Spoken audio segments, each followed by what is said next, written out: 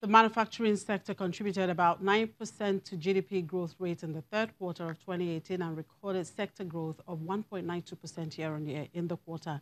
Now, the Purchasing Managers Index for the last 2 months of 2018 also showed improved performance. With these data, could that be said that the sector is on the path of sustainable growth into 2019? That's the conversation my colleague Temple Ashaju will be having with the president of the Manufacturers Association of Nigeria, Mr. Mansur Ahmed. Over to you now, Temple. Thank you, Chimaze. Thank you so much for coming through on the program, sir. Thank you very much. Let's begin with 2018 before we then cross over to the outlook for 2019. Give us a sense of how, for you, the market really performed last year. Yes. Well, the manufacturing sector has fared a little better in 2018 than it did in 2017, although it had remained quite fragile, if you like. At the beginning of the first quarter of 2018, we saw manufacturing growth rate of about 3.4%. But this, unfortunately, sort of virtually collapsed to about less than 1% in the second quarter, although it actually then inched up gradually and came up to about 1.9% in the third quarter. Right. So to some extent, it's been a positive year in terms of growth for the sector. But like I said, it's obviously wobbly. So which means, of course, the fragility of the sector has not completely been eliminated. So there are some challenges that are also attendant on this particular sector, which has actually become like the major hurdles preventing the faster growth beyond the 1.9%. I'm not sure it has ever crossed 2% historically. Walk us through these particular issues. We have smuggling, we have counterfeiting across sector, abuse of some policies of government and all of that. Yeah, there's a lot of problems with the trade malpractices, as you said. Smuggling has been a major issue in Nigeria for many years. Absolutely. Counterfeiting, dumping of products, sometimes fake products, that obviously made it very difficult for many of our members to be competitive. But frankly, the major issue has always been in the infrastructure sector. Power in particular has been a major constraint to the manufacturing sector. Although we did see some improvement in 2018, and that is why if you look at the Purchasing Managers Index, you saw some stability and positive upward growth in most of the sectors. But clearly, the fragility has remained largely because of the weak infrastructure, especially in the area of transportation. The port infrastructure, particularly, everybody is aware of the huge constraint that the Apapa port in particular, which is the major port, has created for manufacturing. Import and export, in both ways, it was taking weeks for cargo to be taken out or into the port system. And that has been a major issue. Apart from the other basic transport issues that have always been there all over the country. Transport costs in Nigeria are in the region of 30 to 40% higher than, for instance, if in comparative economies like South Africa and Egypt, for instance, and Malaysia. So what actions are manufacturers or steps are manufacturers taking at this point in time in a new year that is also an election year to see how they can actually hedge against some of those risks? Yes. Well, certainly we have to continue to work with the public sector, with the government, to see where, as a policies can be modified or whether some relief can be brought. I think to a large extent we've seen some positive response from the government. We know that a lot of work is now going on around Apapa port to try and remove the gridlock. We know also that government has been working very hard to improve on the soft issues around doing business, which we hope, of course, will continue to give relief to manufacturing and improve productivity. So for quite a number of the sectors that are classified or grouped under the Purchasing Managers Index, you've got some incentives for a group like textile and apparels. You know, they got a waiver for cotton growers, of course. That was able to impact their performance recently. How much of such are you pursuing, especially for the automotive sector, which is at the front burner, at the public space, and of course at the private sector level? Yeah. Yes, indeed, in respect of all the sectors, we are indeed, as I said, working with government, looking at policies through the Presidential Enabling Business Environment Council, which has actually made a lot of effort to try and get these improvements. Certainly in the automotive sector, as you said, there's some incentives being given, waivers of import duties, etc., to try and beef up the sector. In other sectors, agriculture, which of course feeds into industry, there has been some major incentives, particularly with regards to financing, but also in other sectors, food and beverages.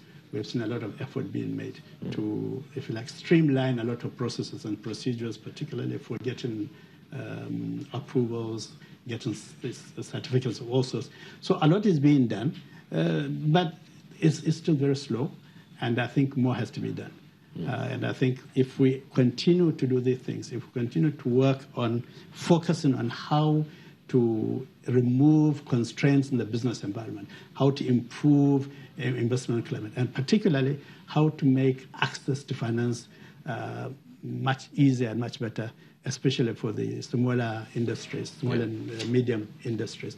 I think we'll continue to see some improvement. I guess there's that pressing need for incoherent policy across the sectors and the subsectors in the manufacturing space, and of course a plan of implementation. Yes. But some have predicted, a lot of analysts that you also follow have predicted that in 2019 there will be much constraint around FX, which is something that constitutes some more challenges to the areas of raw materials, importation for you manufacturers across sectors. This is particularly about the 6-piece group under the PMI. How much of hedging manufacturers are looking to apply this year? Yes, well, in an economy which is heavily import dependent and therefore heavily dependent on foreign exchange, really there's not so much you can do to hedge, except, for instance, if you have the access to the foreign exchange, to bring in as much of your imported resources as you can to avoid fluctuations.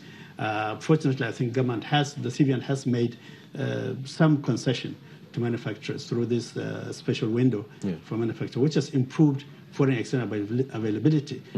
Particularly in 2018, we did find the availability and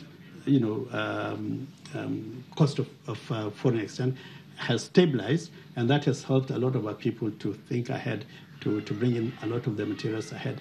And I think this is one of the areas that, working with the public sector and with the support of the government, a lot of effort can be made to hedge the likely cost of foreign exchange. As you said, we are going into a year in 2019 when, at least for the first half year, we expect some very heavy headwinds.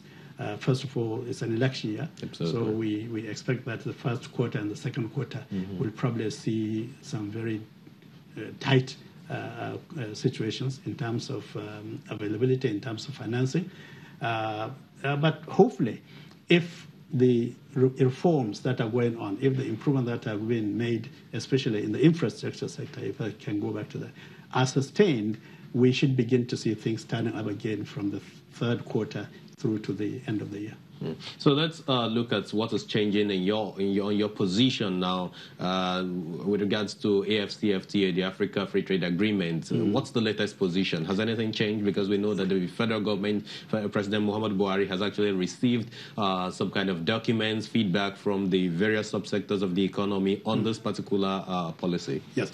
Well, indeed, as you recall, the manufacturers, what they wanted, what we asked for, was that before you sign, let us look at how this agreement will impact our economy, what we need to do to mitigate some of the issues that will arise as a result of signing this document. Let's look at what are the opportunities that our members can access when this is signed. And we, I think, succeeded in getting the president to set up this very high-level committee to ensure that this assessment is done properly. And I believe that the document that you're talking about are the documents that are now being put together, looking at all the sectors, looking at all the key parameters for trade. where are the hurdles, where are the bottlenecks that we have to remove. And I think this documentation, in which we are fully involved, are now being put together and will be presented to President Buhari, I think, in the next couple of weeks or so. So we should expect that at least we'll be clear what we are signing. We will be clear what the likely impact is going to be. We will be clear what does Nigeria as a nation have to do to ensure that it mitigates any negative impact of the free trade agreement. And what do manufacturers, where are the opportunities for our manufacturers and how can they see those opportunities? What we needed to assist them. For instance, export business, yes, indeed, we have capacity to export, but the processes, the export processes, our export trade, environment is very weak. So a lot has to be done to improve on that. Like I said, the port system, for instance, is very, very critical. If we have to spend 2 weeks or 3 weeks to move a container from, let's say, Ibadan or into the port, that already makes you uncompetitive. And I think these are some of the issues. And of course, port services, we're aware that, for instance, the government is now going back on this issue of the single window arrangement, whereby the process of export or import, as it is, can be done through electronically through a single window. And that should significantly improve on the competitiveness of our goods when we export. And of course, the turnaround time for clearing and all of that. Absolutely. I know the federal government, through the Central Bank of Nigeria, already has that plan in place, and I understand it is coming into effect in the first quarter of 2019. Indeed. Dr. Mansour Ahmed, thank you so much for for coming through on the program. We appreciate your position here. Thank you for having me. Thank you so much. Yes. Back to you now, Chimeze. Thank you, Temple. Well, for updates on the fixed income market, I'm being joined by a fixed income dealer with UBA, Thaddeus Udewe. Hello, Thaddeus. Good morning. Thank you very much for joining us.